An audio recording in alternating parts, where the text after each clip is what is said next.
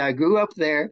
I feel like they're my friends. Once a Chinese is your friend, he's always your friend, even if you're in jail. I look at all the Chinese over here. I feel like they're my friends. And then Xingling, Yeah, Song yeah, Xingling, she yeah. went to mainland China after her husband, Sun Yat-sen, died. Oh, She yeah, went yeah, yeah. with Mao Zedong, and he made her honorary president of China. Well, I'll tell you, one thing I've done different than other people, quite a bit different. But I've been on 2 meals a day Oh, for a long time, where I don't eat supper. Hungry? I say, drink a glass of water. But it's a matter of habit. Early in the morning, I wake up about 4 and eat breakfast by 6:30. I take vitamin D and vitamin B12 every day. I'm every day. contacting more people through the Zoom program than I Oh, did before. Just going to lecture here and lecture there. Here I'm hitting millions of people. 他是本届峰会邀请到的最年长的嘉宾，已经100年没有吃肉了。不熟悉他家庭的人，经常把他和他70岁的儿子当两兄弟。在他93岁高龄时，仍然可以在138天之内，在斯洛伐克和捷克巡回演讲173场。他就是百岁老人约翰·沙芬伯格博士。下面就让我们一起来听听这位世纪老人的养生之道吧。thank you so much, Dr. Scharffenberg. I believe our audience will really get a lot from your talk. So, would you like to say hello to our audience and tell us a little bit about yourself? Okay. I had a great education in China because I saw Dr. Miller, this famous doctor for removing all these goiters. I was very religiously oriented. I was thinking of becoming a minister, but I saw the doctors had more influence than the ministers. So that shoved me into the medical work. And then I wonder why Dr. Miller didn't give the people iodine so they didn't get the goiters. And that pushed me into prevention. So China had a big influence on my wanting to be a doctor and going into prevention. I see. I Very was good. there 16, 18 years. I like Chinese. I grew up there. I feel like they're my friends. Once a Chinese is your friend, he's always your friend, even if you're in jail. I look at all the Chinese over here. I feel like they're my friends. So, do you like Chinese food and any favorite I'll tell you, vegetables I have a hard time with. I like fruit so much better. Mangoes. But vegetables, wok cookery. I like vegetables that way. Wok cookery. Wok cookery. Okay. And for example, with the calcium, the oxalic acid, the cabbage in the U.S., has lots of oxalic acid. We have to go to bok choy. I see. Which doesn't have so much. So I promote that too. See. So, could you share a little bit about your everyday lifestyle? I believe many of our friends would like to be as sharp as you when they turn 100. Well, I'll tell you, one thing I've done different than other people, quite a bit different. I mentioned it's coming up recently, but I've been on 2 meals a day for a long time, where I don't eat supper. I eat breakfast early in the morning. I wake up about 4 and eat breakfast by 6:30. And then I don't eat anything till about 12:30 or 1. And then I have lunch, nothing after that till the next day. And it's good for weight control. I tell people about it. If you're hungry, I say, drink a glass of water. But it's a matter of habit. It's a matter of what you get used to. So I'm not hungry. But when I started the first 2 weeks, yes, I was hungry. But now I'm not hungry. That's habit. Got it. Thank you so much for this advice. And you have witnessed the development of medicine and nutrition over the past century. How do you see the trend have evolved? Are there any unforgettable historical moments in this field? Yeah, I would say before 1950, I would call it the dark ages of nutrition. Although there was one thing that we did well, and that was pellagra. In World War II, we had as many 100 to 300,000 people sick with pellagra. That's diarrhea, dementia, dermatitis, and death. And because of the mental effect, dementia, many of these people did crazy things, and they put them in jail. Our big problem was the Chicago Board of Health said it was due to an infectious disease. And nutritionists knew that wasn't true. It was due to nutritional problem. And actually, we had volunteers who consumed fecal matter and urine from patients with pellagra for 6 months and didn't get sick. Amazing. What? They didn't Wow. get sick. And so they proved it was nutritional and not infectious disease. So we cleared that up because we degerminated the corn and all this. Now we put niacin back in and we did okay. But other than that, people said you couldn't be a vegetarian. You couldn't bring up children vegetarian. Too dangerous, bad diet.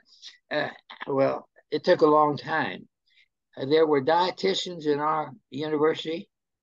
People want to be dietitians, doctors' wives, and they wouldn't let them take it because they said you didn't know enough about meat and how to cook meat. So it took a long time to show that plant protein was okay. But it's over a period of time. Like I said, just recently, 2015, the U.S. government said vegetarian diet is an optimum type of diet. So that has changed a lot. I would say our technology has increased a lot. We used to be afraid to go to a dentist. Painful, painful. But the pain control is so good. I just had 2 implants of teeth. No pain at all. No pain at all. The way of handling pain is great. I would say our surgery is doing better. For example, I think we have more breast cancer in this country than we used to, but we're saving more of them because of good surgery. We're saving more. So there's a lot of technology. For example, I had cataracts. Had my cataracts taken out, put in good lenses, 20/20 vision. I threw my glasses away. Wow. So that was good. So there's a lot of things that have happened technologically that's been really very good. I see. Okay, so our next question. People's diet and lifestyle have greatly evolved over the past century. What differences have you seen regarding modern humans' health condition compared to their forefathers? Could medical advances provide foundation for better health and greater longevity? Yes, I think the exercise in the old days, they did more exercise outdoor in the sunshine. So they got some vitamin D. See, I think that was important. But now my problem is at this age with the vitamin D, because the ultraviolet light, sunlight has to hit the skin, cholesterol there, gets changed in form, goes to the liver, gets changed in form, goes to the kidneys, gets changed in form, and it makes a hormone, which we call vitamin D. And it's kind of exciting because it's important for children. Now, with me, all these organs are working at half speed at this age. And so I have to take a supplement. There's no way I can get my vitamin D up otherwise. And B12 for total vegetarian, even older vegetarian. Vitamin B12, we probably need a supplement for. So you take vitamin D regularly? I take vitamin D and vitamin B12 every day. Every day, I see. Yeah. And the next question is, how could medical advances provide foundation for better health and greater longevity? Yes. Yeah, but I think really the exercise is the big thing. Lifestyle Exercise is the very big important, thing. right? Yeah, very important. I see. Next question. How do you see ketogenic and low carb diet? Would we worry about cholesterol? Well, I think a low carb diet is not good. We need mostly carbohydrate. Now, meat, for example, has no carbohydrate, no fiber. Now, that's not good, see? So vegetarian diet is better because of the fiber, and it has phytochemicals. So this is better. About 25% of our salt, really, sodium, is coming from meat. And so if you're a vegetarian, you eliminate that aspect of the salt. Okay, got it. And you, in your talk, you mentioned about the word games in the dietary guidelines, such as the intake of saturated fat should be less or equal than 5 to 6%. Yeah. How do you interpret this, and how could we achieve Well, 5% of we don't count it in numbers. We don't count it in numbers. We just say, hey, forget the animal fats and the tropical oil fats. Now, I didn't say another thing, too. Chocolate has two kinds of saturated fat. One isn't any problem. The other is. So that's a little high, too. But it's the animal and tropical oils of fats that are bad. So we just give them a general principle like this. Got it. Got it. Do vegetarians or vegans have longer lifespan? Are there any research data supporting this? Well, we don't have enough studies of the vegans. We don't have enough to really know if our data is very good or not. We know certain cancers are less, and so on. Now, for example, milk. I did a study, paper, all the advantages of milk and the disadvantages. And then I divided my arguments up into good arguments and bad arguments.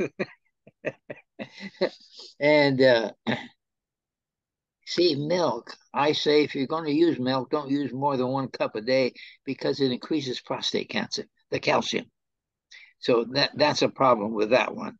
But it does help to reduce the risk of colorectal cancer. It does. But we don't have enough numbers in our country, our studies on that subject, to be 100% sure of what we should say about total vegetarian or lacto-ovo vegetarian. Right. Are there any changes regarding people's attitude towards veganism over the past few decades? What is this trend? Yes, the trend is more towards the vegan, more people interested in it. Now, for example, the Seventh Adventist group, for example, they're a good study group because they don't smoke and they don't drink. Now, what's been happening? We have about the same number of vegetarians as we all had. Always had. But there's been a switch in more of the lacto-ovo becoming vegans. There's been more vegans increasing. But still, in our country, vegetarians, only 8 to 15% are vegetarians in the country. So there's not many. Right. Right. Could you share with us some of your longevity secrets? The longevity secrets, there are more men born than women, but the women outlive the men. The men die sooner, and that's one problem. We try to figure out why that is. They've done a lot of studies, and nobody knows why that happens. They've tried everything to figure it out, but they haven't got it figured out. But I think these 7 risk factors in heart disease are pretty good. Tobacco, alcohol, exercise, overweight, too much meat, and sugar, higher quintile, top quintile compared to the bottom quintile, 2.5 times more heart disease. People don't know that, but Heart Association is recommending now cut down on sugar. Right. Yeah, so that's important. So we've learned quite a bit, and I say these heart recommendations and exercise. I think the exercise can counteract a lot of bad diet factors. Right. It's very important. Great. And the next question is, some experts consider aging as a natural process. Others think it's a disease.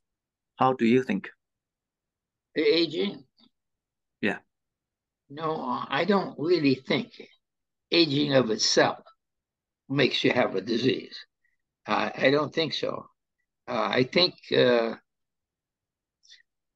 reason I'm living longer than my brothers, I exercised. They didn't. So it's these factors that are involved in our lifestyle that's making the difference. It's not just aging of itself. Yeah, wonderful. Good answer. Next question. Should senior people have a higher or lower BMI or for healthy aging? Could underweight in vegans cause reduced immunity? We think we should cut way down in our calories, and that's one way to increase longevity. Keep your calories down to about half as much as people are usually eating. Got it.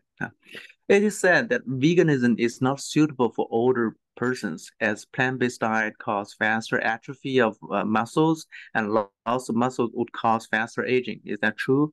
What should we do to combat age-related sarcopenia? You know, in my whole lifetime, the recommendation of the scientists has been unchanged on the amount of protein we need. It was 0.8 of a gram of protein per kilogram body weight. That's what they've been saying. And I think that's right. I don't want them to increase it. And it's hard to make a diet that's deficient in protein. In our country, 1 out of 7 people has chronic kidney disease. But that's too bad. And the nephrologists claim that if those people had been on lower protein diet all their lives, we could probably cut down to about 32% of the death rate from kidney disease that we have now because of less protein previously. But once you have it, it's too late. Right. And I see doctors don't diagnose it till the blood creatinine goes up, and that's pretty late in the disease. Then it's too late to change and have the advantage of a lower protein diet. But if they all the time are on a lower protein diet, we think we could cut down our kidney disease death rate.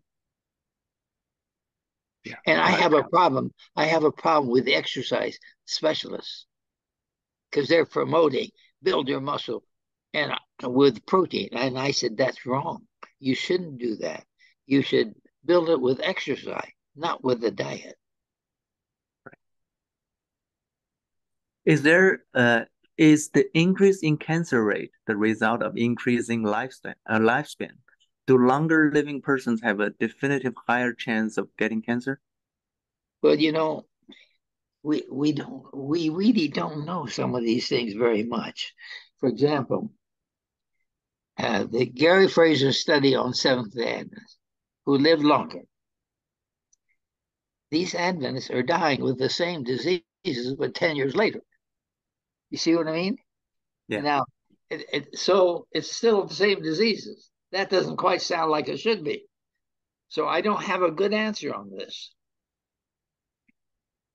Are probiotics helpful for anti-aging? Well, you know, we've done a lot of good studies on probiotics. We know quite a bit, but we don't know enough to be sure of anything yet. I think we need more studies on it because I think it's important, but I don't have the evidence yet, one way or the other. Yeah, thank you for being so evidence-based.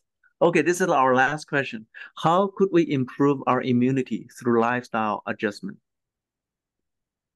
Yeah, I think that's pretty good. You know, Dr. Breslow, head of our California public health department for many years. Dr. Breslow, he did studies of 4 risk factors and 7 risk factors, and he showed that they had to do with longevity.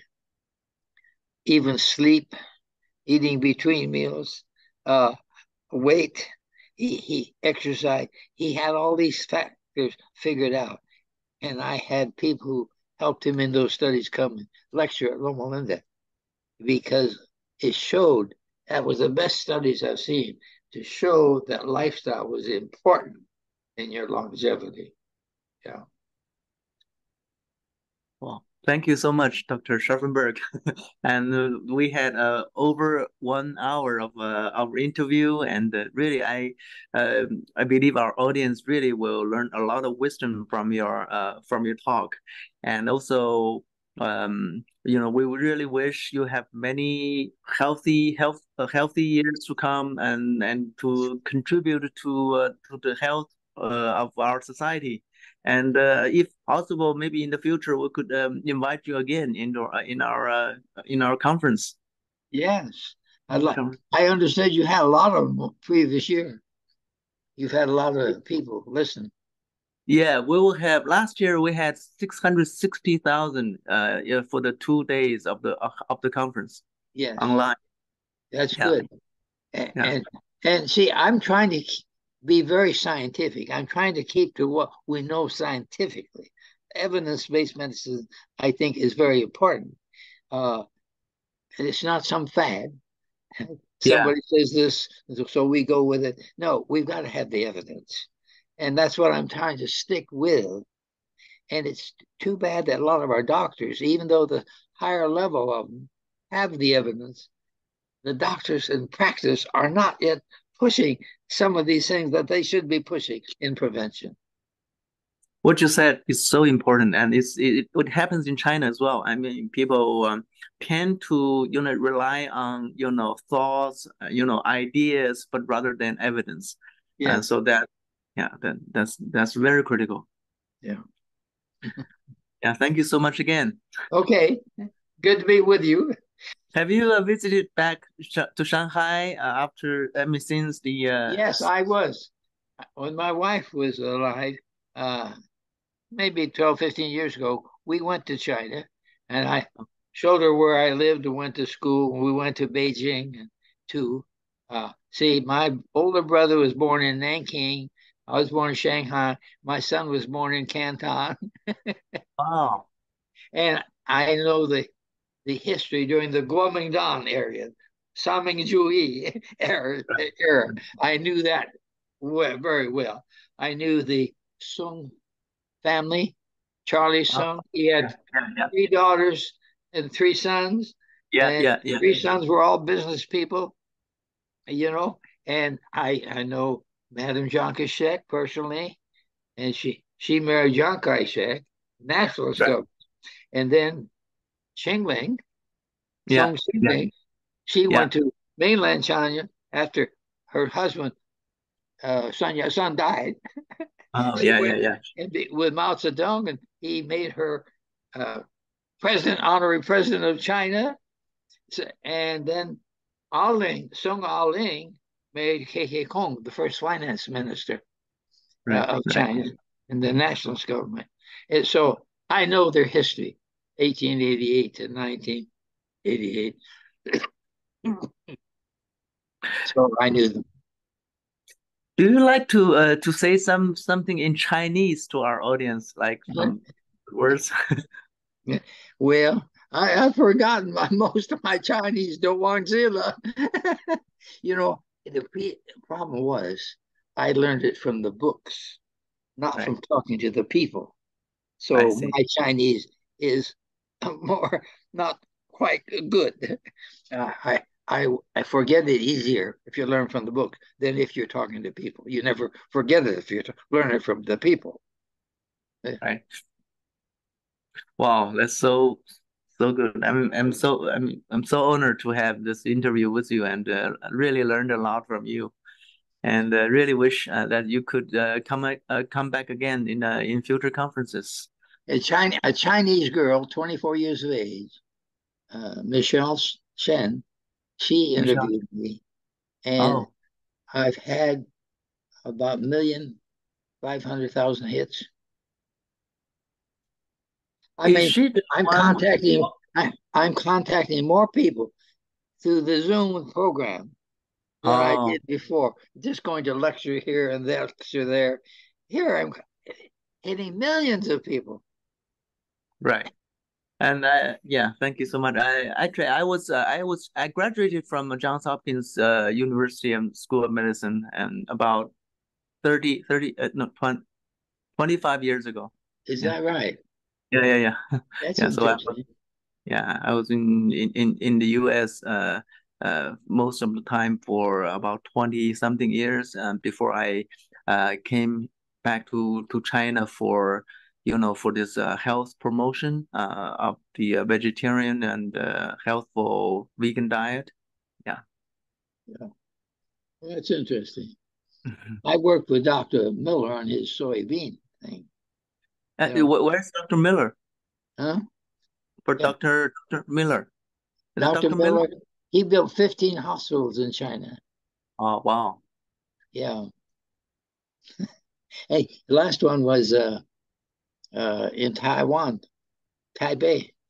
I see. And Madame Chiang Kai-shek was there to dedicate. Oh, I think I know what that is. It's called Tai'an Hospital, right? Yes. Tai'an. Yeah, I was there at that meeting. Yes. And you know Dr. Who? James Wu? What's that? James Wu. James Wu? That name's familiar. Yeah. He's an Adventist as well. Is that right? Yes. Yeah. And he was the executive member of the Tai'an Hospital and Kang'an Hospital too. Oh, Canton Hospital? Yeah, Kang'an. I was there when my son was born. Oh, I see. Canton. No, I think we can relate to each other. I lived in Hong Kong, Shanghai, and for 2 years. Well, wonderful. And we also thank Dr. Zhou for providing us this lecture room so that we can have this conversation. Well, thank you very much. Yeah, thank you so much. Thank you, Dr. Scharffenberg.